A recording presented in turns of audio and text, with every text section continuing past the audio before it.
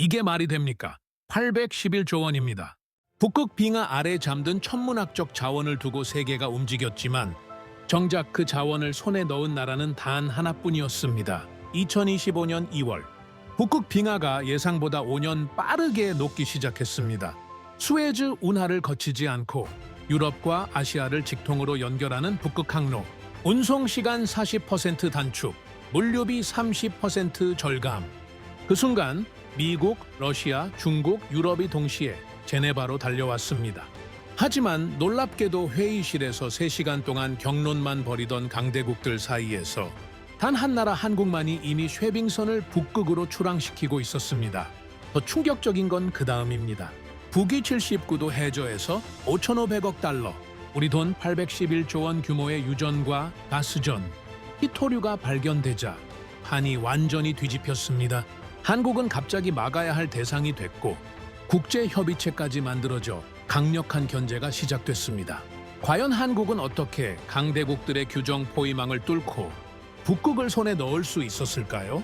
그리고 왜 세계는 이제야 한국 조선 기술의 진짜 실력을 깨달은 걸까요? 충격적인 현장 내용을 지금 바로 공개합니다. 시작 전 잠시. 여러분의 구독과 좋아요는 영상 제작에 큰 도움이 됩니다. 저는 한국을 얕봤습니다. 데이비드 크로포드입니다. 국제해운 분석관으로 25년을 일했죠. 북극이 열린다는 보고를 받았을 때 승자를 예측했습니다. 미국, 러시아, 중국 중 하나라고 봤죠. 한국은 명단에도 없었습니다. 그게 제 첫 번째 실수였습니다. 북극이 열렸습니다. 그 전쟁에서 한국은 적도 아니었습니다. 심판이었습니다.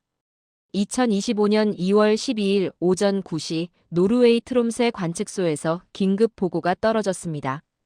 북극 빙하 면적 사상 최저치 기록. 예측보다 5년 빠른 해빙. 저는 그 보고서를 3번 읽었습니다. 5년이라는 숫자가 믿기지 않았죠. 기후 모델이 틀렸다는 게 아니었습니다. 북극이 우리보다 빨랐다는 겁니다. 500년 동안 얼어있던 바다가 열리는 순간이었죠. 수에즈 운하를 40% 대체하는 항로였습니다. 유럽에서 아시아까지 거리가 절반으로 줄어드는 겁니다. 운송비 30% 감소, 시간은 2주일 단축이었죠. 이건 단순한 항로 개방이 아니었습니다. 세계 해운의 판도가 완전히 바뀌는 순간이었습니다. 긴급 국제회의가 소집됐습니다. 장소는 스위스 제네바, 팔레데 나시옹 3층 대회의장이었죠. 2월 15일 오후 2시 각국 대표 37명이 둥근 테이블에 앉았습니다.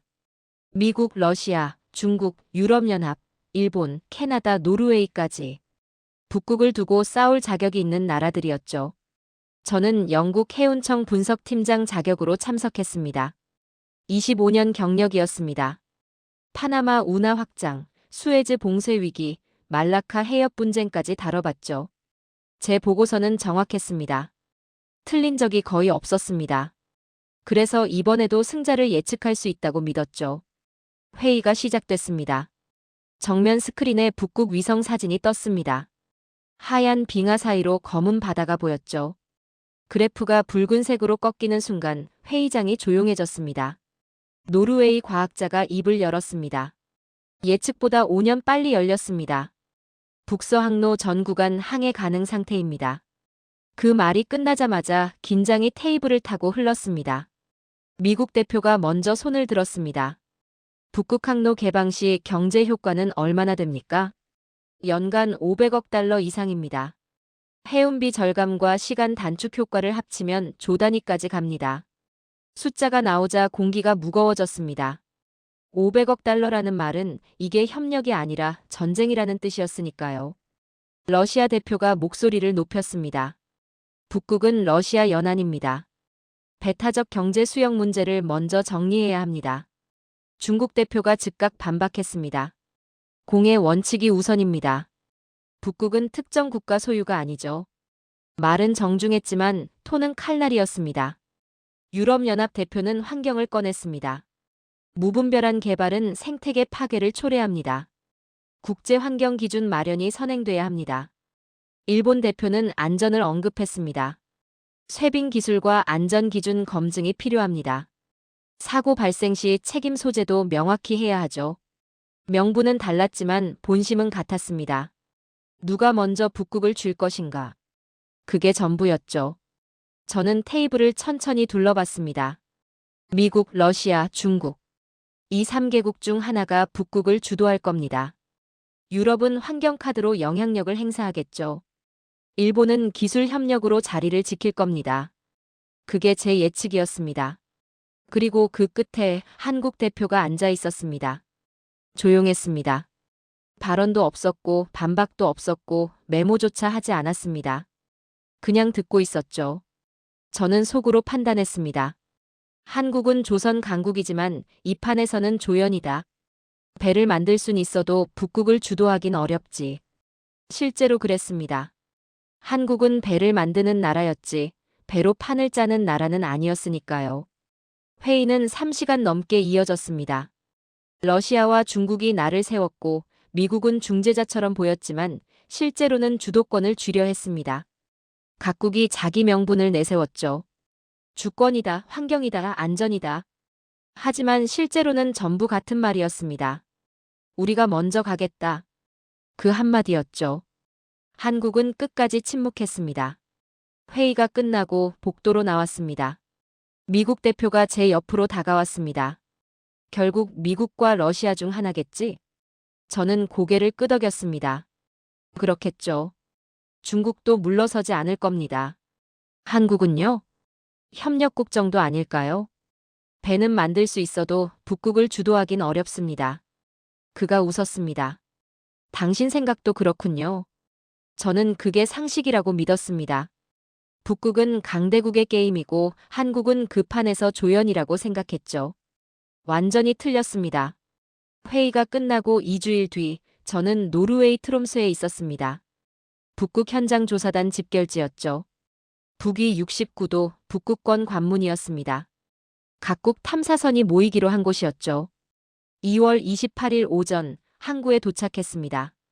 탐사선들이 정박해 있었습니다.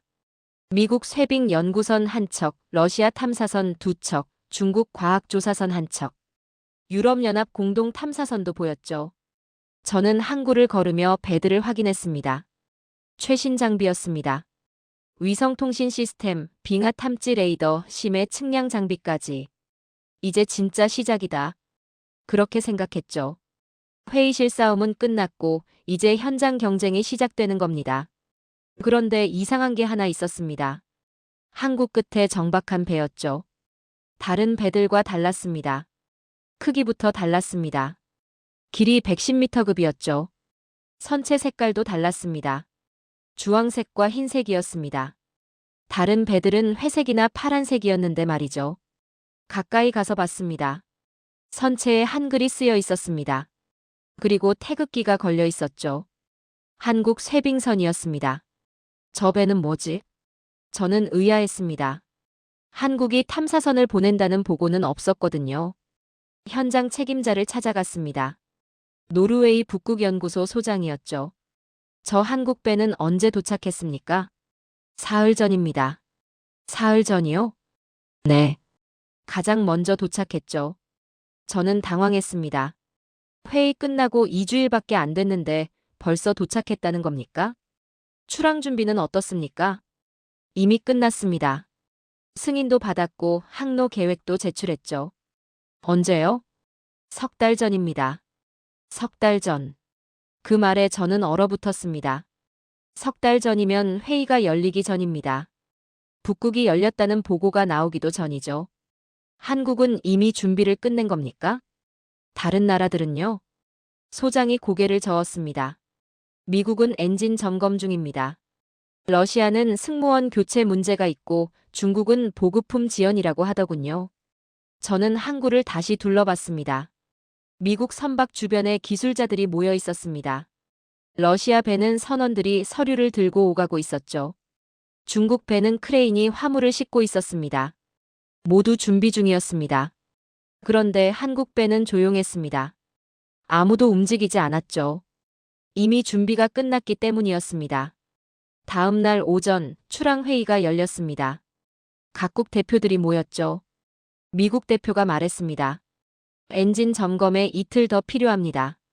러시아 대표가 말했습니다. 승무원 추가 투입이 필요합니다. 3일 정도 걸립니다.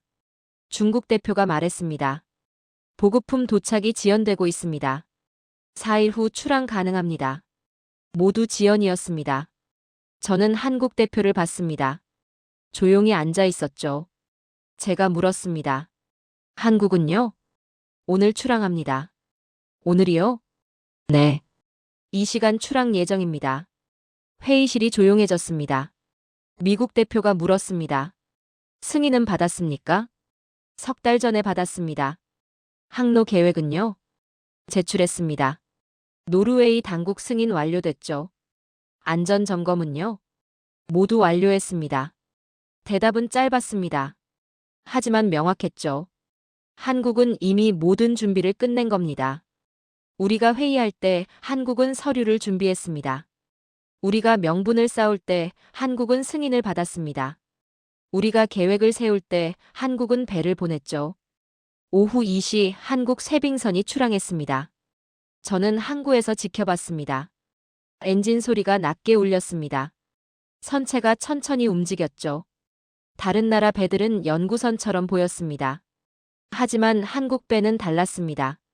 실전 병기처럼 보였죠. 배가 항구를 빠져나갔습니다. 북쪽으로 향했습니다. 저는 그 모습을 끝까지 지켜봤습니다. 배가 수평선 너머로 사라질 때까지 말이죠. 그날 밤 첫 보고가 올라왔습니다. 한국 쇄빙선단 북위 72도 통과. 빙하 1m 이상 구간 돌파 중. 저는 지도를 펼쳤습니다. 북위 72도. 하루 만에 도달한 지점이었죠. 다른 나라 배들은 아직 출항도 못했는데 말입니다. 이틀 뒤 두 번째 보고가 왔습니다. 북위 75도 통과. 미개척 구간 진입. 새로운 항로 좌표 확보 중. 미개척 구간. 아무도 가본 적 없는 곳이었습니다. 한국이 첫 번째였던 겁니다. 그제야 이해했습니다. 회의실에서 한국이 조용했던 이유를. 말이 필요 없었던 겁니다. 이미 움직이고 있었으니까요. 우리가 허가를 기다릴 때 한국은 이미 항적을 그리고 있었습니다. 저는 보고서를 덮었습니다. 손이 떨렸습니다. 분노가 아니었습니다. 공포였죠. 이건 탐사가 아니었습니다. 선점이었습니다. 3월 4일 트롬새 관측소로 긴급 호출이 왔습니다. 즉시 오십시오. 데이터를 직접 확인해야 합니다. 관측소장의 목소리였죠. 평소엔 침착한 사람이었는데 그날은 달랐습니다. 긴장이 묻어났습니다. 저는 차를 몰아 관측소로 향했습니다. 30분 만에 도착했죠. 관측소장이 저를 레이더실로 안내했습니다. 이걸 보십시오.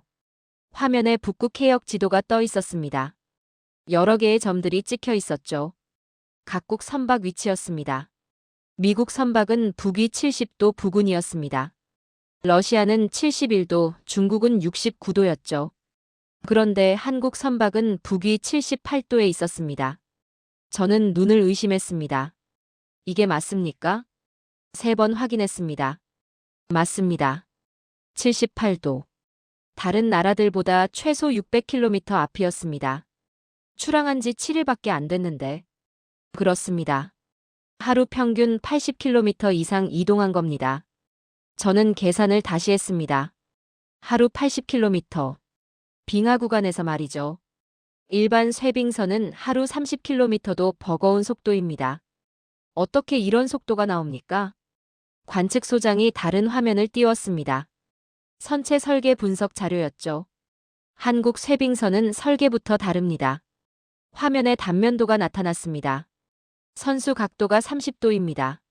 다른 나라는 45도죠. 그게 그렇게 큰 차이를 만듭니까? 빙하 충격을 분산시키는 효율이 완전히 다릅니다. 같은 두께의 빙하를 뚫는데 필요한 에너지가 절반입니다. 저는 화면을 뚫어지게 봤습니다. 선체 재질도 다릅니다. 특수 강판이죠. 영하 50도에서도 균열이 안 생깁니다. 엔진은요? 이중 추진 시스템입니다. 한쪽이 막혀도 계속 진행할 수 있죠. 관측소장이 다음 화면을 넘겼습니다. 그리고 이게 핵심입니다. 항해 시스템 구조도였습니다. 빙하 탐지, 기상 분석, 해저, 지형 측량이 실시간으로 통합됩니다. 실시간이요? 네. 인공지능이 최적 경로를 계산하면서 진행합니다. 사람이 판단할 필요가 없죠. 저는 숨이 막혔습니다. 이건 단순히 배가 좋은 수준이 아니었습니다. 차원이 다른 기술이었죠. 다른 나라들은요? 관측소장이 고개를 저었습니다. 미국도 최신 장비입니다만 시스템이 분리돼 있습니다. 레이더는 레이더대로, 측량은 측량대로 작동하죠. 통합이 안 된다는 겁니까? 네. 데이터를 모아서 사람이 판단해야 합니다. 시간이 걸리죠. 저는 다시 지도를 봤습니다. 같은 바다였습니다. 하지만 같은 경기가 아니었죠. 실제 항로를 보여주십시오. 관측소장이 키를 눌렀습니다. 화면에 선박들의 이동 경로가 나타났습니다. 미국 선박은 구불구불했습니다. 빙하를 피해 우회한 흔적이었죠. 러시아도 마찬가지였습니다. 빙하가 두꺼운 구간을 돌아간 겁니다. 그런데 한국 선박은 직선이었습니다. 거의 일직선으로 북진했죠. 빙하를 뚫고 간 겁니까? 그렇습니다. 2m 두께까지 직진 돌파했습니다. 저는 말을 잃었습니다. 2m 빙하. 일반 쇠빙선은 꿈도 못 꿀 두께였습니다. 현재 거리 차이가 얼마입니까? 300km입니다. 300km. 이틀이면 400km가 됩니다. 일주일이면 700km죠. 따라잡을 수 있습니까? 관측소장이 침묵했습니다. 그 침묵이 답이었습니다. 불가능하다는 겁니다. 저는 의자에 앉았습니다. 다리에 힘이 풀렸죠. 이건 항로 싸움이 아닙니다. 제가 중얼거렸습니다. 조선소에서 이미 승부가 난 겁니다. 관측소장이 고개를 끄덕였습니다. 한국 쇠빙선은 길을 찾지 않습니다. 길을 만들죠. 저는 레이더 화면을 계속 봤습니다. 북위 78도에 찍힌 점. 그 점이 점점 북쪽으로 움직이고 있었습니다. 멈추지 않았습니다. 느려지지도 않았죠. 그 순간 저는 처음으로 두려움을 느꼈습니다. 이건 경쟁이 아니었습니다. 일방적인 압도였죠. 우리는 북극을 탐사하고 있었습니다. 한국은 북극을 정복하고 있었죠. 그날 밤 저는 본부에 긴급 보고서를 올렸습니다. 제목은 이렇게 썼습니다. 한국 쇠빙 기술 분석 및 대응 방안. 하지만 대응 방안란은 비어 있었습니다. 쓸 수가 없었죠. 기술 격차를 메울 방법이 없었으니까요. 쇠빙선을 새로 만들자니 3년이 걸립니다.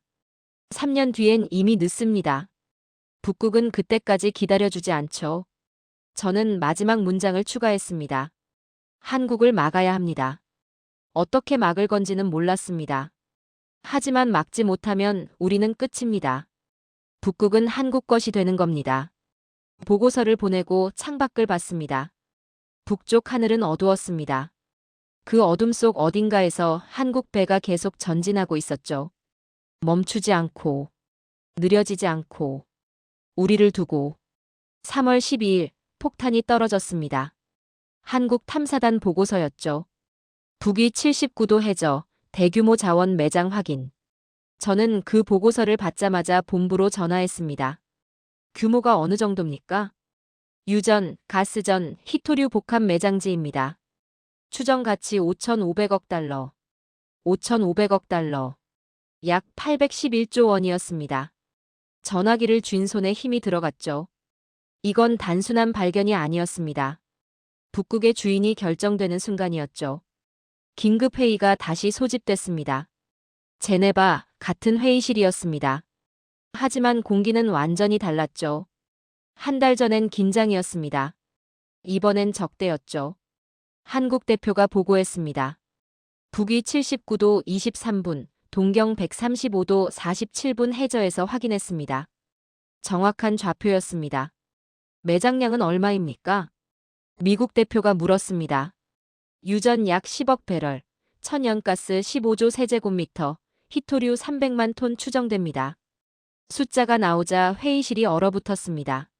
10억 배럴. 사우디아라비아 중형 유전급이었죠.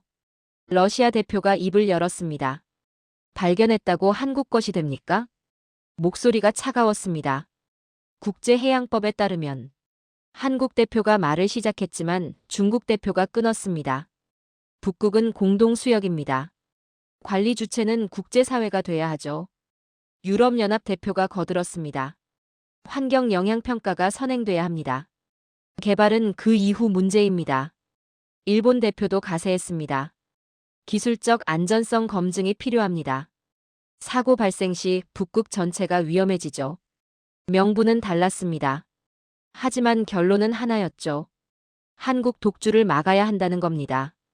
회의가 끝나고 복도에서 이상한 광경을 봤습니다. 미국, 러시아, 중국 대표가 따로 모여 있었죠. 평소엔 서로 견제하던 사람들이었습니다. 그런데 그날은 달랐습니다.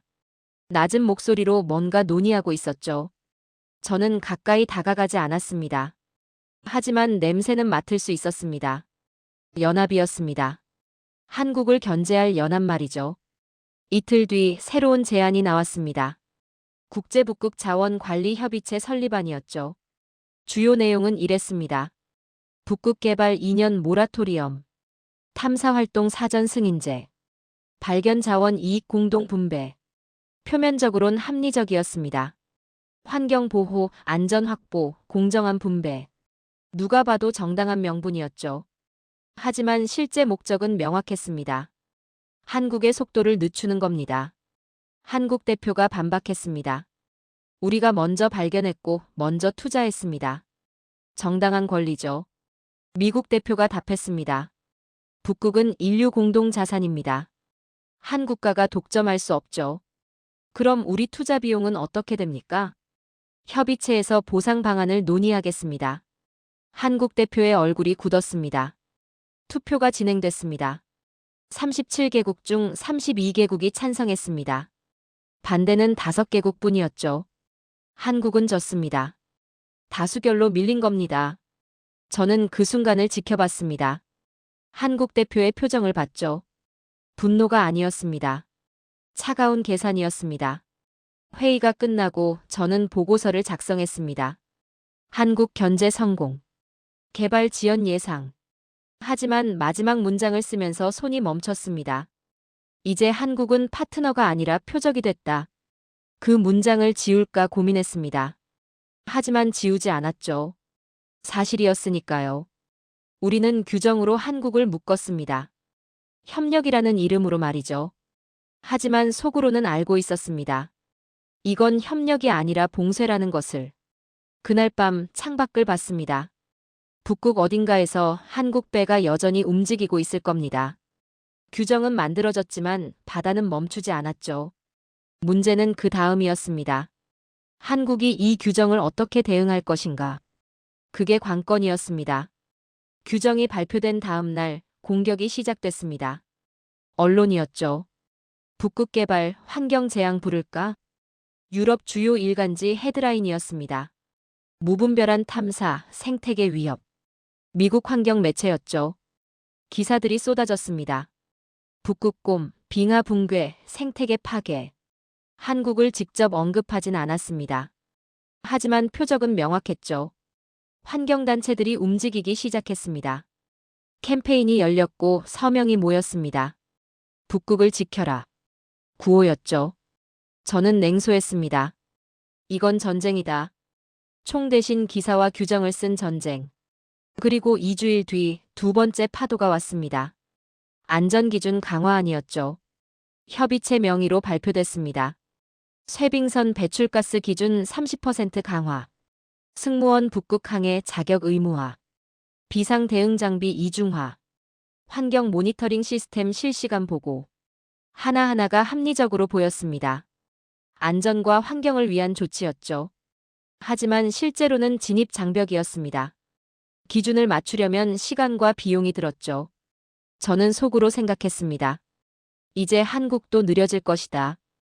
회의가 열렸습니다. 각국 대표가 자국 선박 상황을 보고했죠. 미국 대표가 먼저 말했습니다. 배출가스 기준 충족까지 6개월 필요합니다. 러시아 대표가 이어갔습니다. 승무원 재교육에 4개월 소요됩니다. 중국 대표도 마찬가지였습니다. 장비 교체에 5개월 예상됩니다. 모두 지연이었습니다. 하지만 예상된 일이었죠.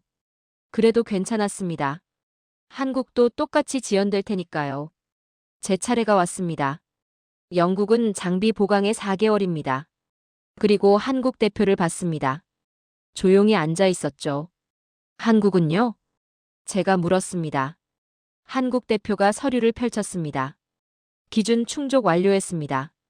언제요? 작년입니다. 회의실이 조용해졌습니다.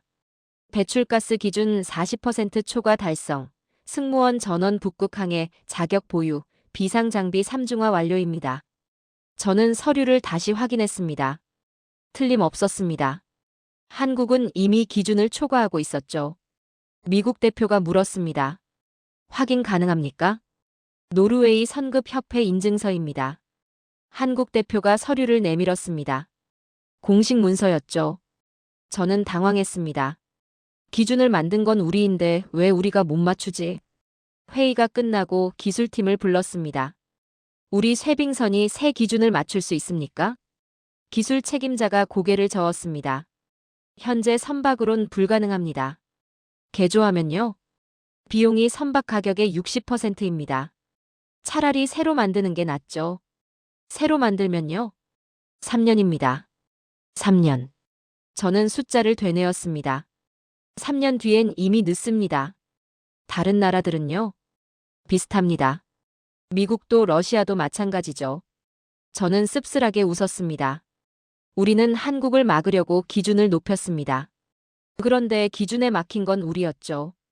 한국은 이미 그 위에 있었습니다. 보고서를 작성했습니다. 안전기준 강화 예상과 다른 결과. 마지막 문장을 추가했습니다. 규정이 한국이 아니라 우리 목을 조이고 있다. 그 문장을 쓰면서 깨달았습니다. 한국을 멈추게 하려면 규정이 아니라 속도가 필요하다는 것을. 하지만 속도는 기술에서 나옵니다. 그리고 그 기술은 이미 한국에 있었죠. 우리는 회의실에서 규정을 만들었습니다. 한국은 조선소에서 배를 만들었죠. 그 차이가 지금 나타나고 있었습니다. 창밖을 봤습니다. 북극은 여전히 멀었습니다. 하지만 한국에겐 가까웠죠. 우리가 규정을 쓸 때 한국은 항해하고 있었습니다. 우리가 기준을 높일 때 한국은 이미 초과하고 있었죠. 이제 남은 건 하나였습니다. 속도가 안 되면 시간을 빼앗는 겁니다. 승인을 지연시키고 서류를 요구하고 검증을 반복하는 거죠. 정당하지 않다는 건 알았습니다. 하지만 다른 방법이 없었습니다. 3월 23일 본부에서 전화가 왔습니다. 런던 해운청 본청이었죠. 크로포드 들으시오. 차관 목소리였습니다. 한국 탐사 활동을 지연시키시오. 어떻게요? 절차입니다. 검증, 추가 서류, 뭐든 좋으니 시간을 빼앗으시오. 전화를 끊고 저는 창밖을 봤습니다. 25년 일했습니다. 정당한 경쟁을 믿었죠. 하지만 지금은 달랐습니다. 이건 경쟁이 아니다. 그렇게 스스로를 납득시켰습니다. 이틀 뒤 협의체 명의로 새로운 가이드라인이 발표됐습니다. 북극 탐사 투명성 강화 방안이었죠. 내용은 이랬습니다. 탐사 데이터 주간 단위 제출 의무, 장비 안전성 분기별 재검증, 환경 영향 평가 매 탐사 구역마다 실시, 구역 중복 시 조정 협의 필수. 하나하나가 합리적으로 보였습니다. 투명성, 안전성, 환경 보호. 누가 봐도 정당한 명분이었죠. 하지만 실제로는 달랐습니다. 표적은 하나였습니다. 한국이었죠. 일주일 뒤 효과가 나타나기 시작했습니다. 트롬새 관측소에서 보고가 왔죠. 한국 선박 이동 속도 감소 확인. 얼마나요? 하루 평균 30km입니다. 기존 80km에서 급감했습니다. 저는 레이더 화면을 확인했습니다. 한국 선박이 북위 81도 부근에 머물러 있었죠. 사흘째 같은 위치였습니다. 왜 안 움직입니까? 서류 제출 대기 중입니다. 환경평가 보고서 검토가 지연되고 있죠. 검토 지연. 우리가 의도한 겁니다. 협의체 회의에서 미국 대표가 웃었습니다. 드디어 속도가 꺾였군요. 러시아 대표도 고개를 끄덕였습니다. 이제 시간은 우리 편입니다. 저는 아무 말도 하지 않았습니다. 승리의 기쁨이 아니었습니다. 씁쓸함이었죠. 하지만 어쩔 수 없었습니다. 정면으론 이길 수 없었으니까요. 4월 5일 이상한 보고가 올라왔습니다. 북극 해역 선박수 증가 확인. 어느 나라입니까? 한국입니다. 하지만 정부 선박이 아닙니다. 그럼 뭡니까? 민간 선박입니다. 저는 서류를 다시 확인했습니다. 한국해운사 소속 상선 3척, 에너지기업 연구선 2척, 민간급지 탐사업체 선박 1척, 총 6척이었습니다. 이 배들이 뭐랍니까? 상업항해입니다. 화물 운송, 자원 탐사, 해양 연구죠. 탐사 승인은 받았습니까? 필요 없습니다. 공해상 상업 활동이니까요. 저는 얼어붙었습니다. 우리는 정부 선박을 묶었습니다. 하지만 민간은 생각 못했죠. 긴급회의가 소집됐습니다. 미국 대표가 다급하게 말했습니다. 민간 선박도 규제해야 합니다. 유럽 대표가 고개를 저었습니다. 공해상 상업 활동을 막을 법적 근거가 없습니다. 만들면 됩니다. 그럼 우리 기업들도 묶입니다. 회의실이 조용해졌습니다. 민간을 규제하면 자기들 목을 조르는 겁니다. 규제하지 않으면 한국이 뚫고 나가죠. 중국 대표가 물었습니다. 현재 한국 선박은 총 몇 척입니까? 정부 선박 3척, 민간 선박 6척입니다. 총 9척이죠. 우리는요? 각국 합쳐 7척입니다. 숫자가 역전됐습니다. 한국이 더 많았죠. 저는 레이더 화면을 다시 봤습니다. 북극 해역에 찍힌 점들. 한국 선박들이었습니다. 정부 배는 서류에 묶여 있었습니다. 하지만 민간 배는 자유롭게 움직였죠.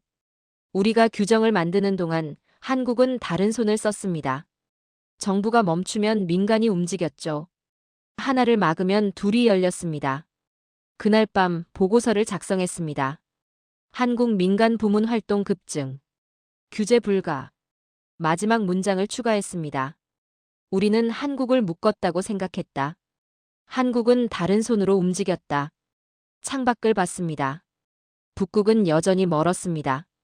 하지만 한국에겐 더 가까워지고 있었죠. 우리는 서류로 바다를 막으려 했습니다. 한국은 상업항해로 그 서류를 비켜갔죠. 규정은 무기였습니다. 하지만 그 무기는 같은 전장에서만 통했습니다. 한국은 전장을 바꿨습니다. 정부에서 민간으로, 규정에서 시장으로. 우리가 따라갈 수 없는 속도였습니다. 이제 남은 건 하나였습니다. 자연이었죠. 폭풍이 오길 기다리는 겁니다. 4월 12일 노르웨이 기상청에서 경보가 발령됐습니다. 북극 전역 초대형 폭풍 경보. 풍속 초속 30m 이상, 파고 10m 예상.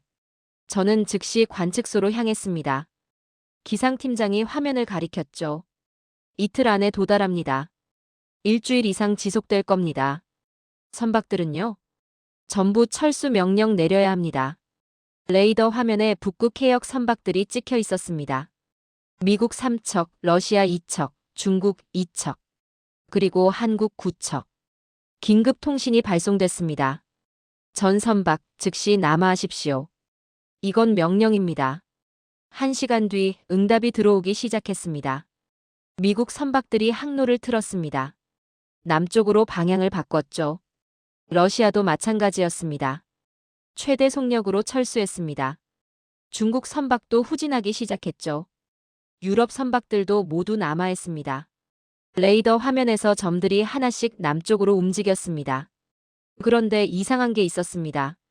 한국 선박들이었죠. 움직이지 않았습니다. 한국에 통신했습니까? 3번 보냈습니다. 응답 없습니다.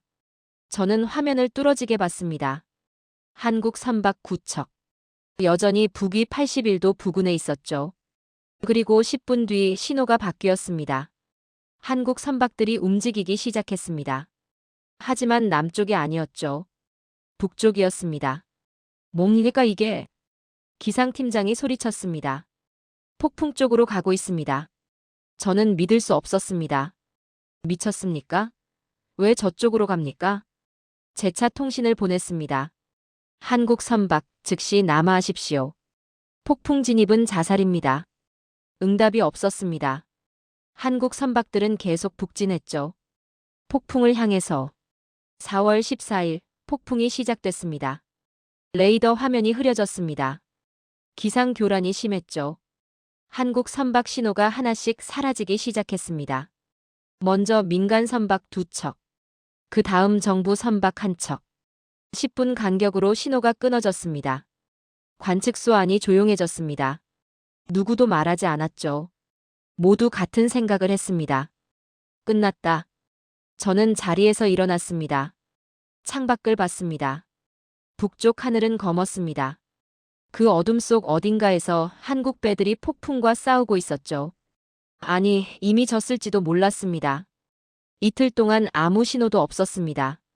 레이더는 텅 비어 있었죠. 각국 본부에서 문의가 쏟아졌습니다.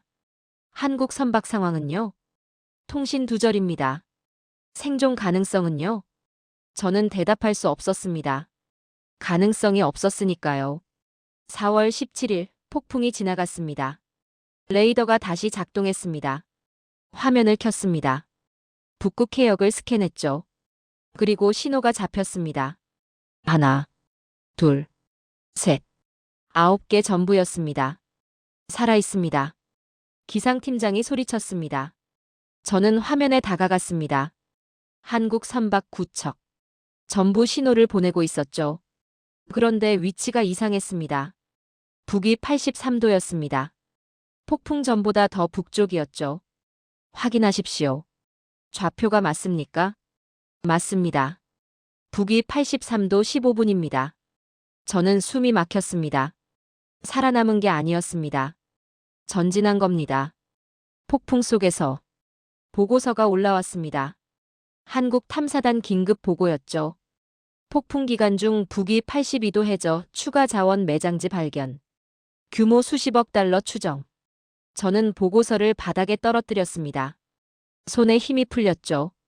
폭풍 동안 자원을 발견했습니다. 경쟁자가 한 척도 없는 상황에서 말이죠. 우리는 폭풍을 피했습니다. 한국은 폭풍 속으로 들어갔죠. 우리는 살아남으려 했습니다. 한국은 기회를 잡으려 했습니다. 그 차이가 지금 나타났습니다. 저는 의자에 앉았습니다. 레이더 화면을 계속 봤죠. 북위 83도에 찍힌 9개 점. 그 점들이 다시 움직이기 시작했습니다. 북쪽으로. 멈추지 않고. 폭풍은 모두를 멈추게 했습니다. 단 한 나라만 빼고. 한국은 폭풍을 피하지 않았습니다. 폭풍 속으로 들어갔죠. 그리고 폭풍 너머에서 미래를 발견했습니다. 우리가 남쪽에서 안전을 찾을 때 한국은 북쪽에서 승리를 찾았습니다. 이제 알았습니다. 한국을 막을 수 없다는 것을.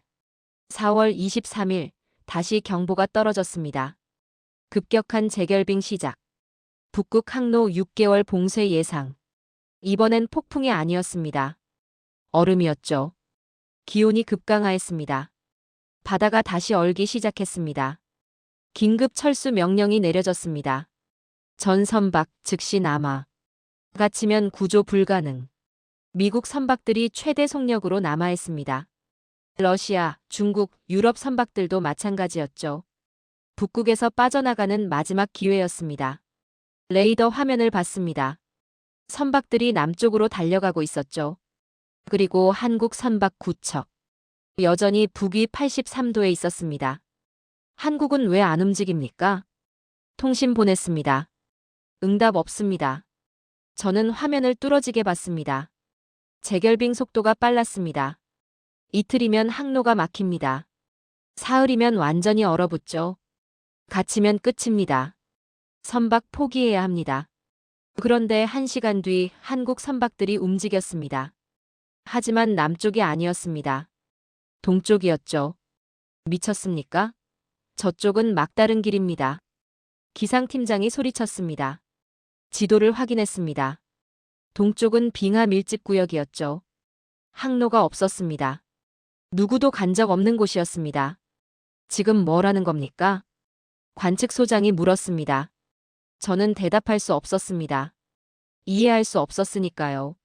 하지만 한국 선박들은 계속 동쪽으로 나아갔습니다. 빙하 사이로 들어갔죠. 레이더 신호가 약해졌습니다. 빙하 간섭 때문이었습니다. 12시간이 지났습니다. 신호가 다시 강해졌습니다. 한국 선박들이 빙하 구역을 빠져나왔죠. 위치는 북위 82도, 동경 147도였습니다. 완전히 새로운 좌표였습니다. 항로를 만들었습니다. 기술팀장이 중얼거렸습니다. 실시간으로 빙하 데이터를 분석하면서 길을 찾은 겁니다. 저는 화면을 계속 봤습니다. 한국 선박들의 이동 경로가 그려졌습니다. 구불구불했지만 연결돼 있었죠. 새로운 항로였습니다. 그리고 이틀 뒤 한국 탐사단 보고서가 발표됐습니다. 신규 북극 동부 항로 개척. 기존 북서 항로 대비 300km 단축. 재결빙 기간에도 안정적 운항 가능. 300km. 그 숫자가 모든 걸 바꿨습니다. 협의체 긴급 회의가 소집됐습니다. 하지만 분위기가 완전히 달랐죠. 미국 대표가 먼저 말했습니다. 한국과 협력 방안을 논의해야 합니다. 러시아 대표도 고개를 끄덕였습니다. 항로 데이터 공유를 제안합니다. 중국 대표도 마찬가지였습니다. 공동 개발을 추진하죠. 견제가 아니었습니다. 협상이었죠. 한국이 이긴 겁니다. 완전히. 저는 창밖을 봤습니다. 북극은 여전히 차갑습니다. 하지만 이제 한국의 바다였죠. 우리는 회의를 열었습니다. 한국은 항로를 열었죠. 우리는 규정을 만들었습니다. 한국은 길을 만들었습니다. 재결빙은 끝이 아니었습니다. 시험이었죠. 그 시험을 통과한 나라는 한국뿐이었습니다. 길이 없다고 판단한 건 우리였습니다. 한국은 지도를 따르지 않았습니다. 지도를 만들었죠. 게임은 끝났습니다. 승자는 정해졌습니다. 북극에서 실제로 움직이던 국기는 하나뿐이었습니다. 태극기였습니다. 지금까지 긴 영상 시청해주셔서 감사합니다. 내일 더 멋진 이야기로 찾아뵙겠습니다. 감사합니다.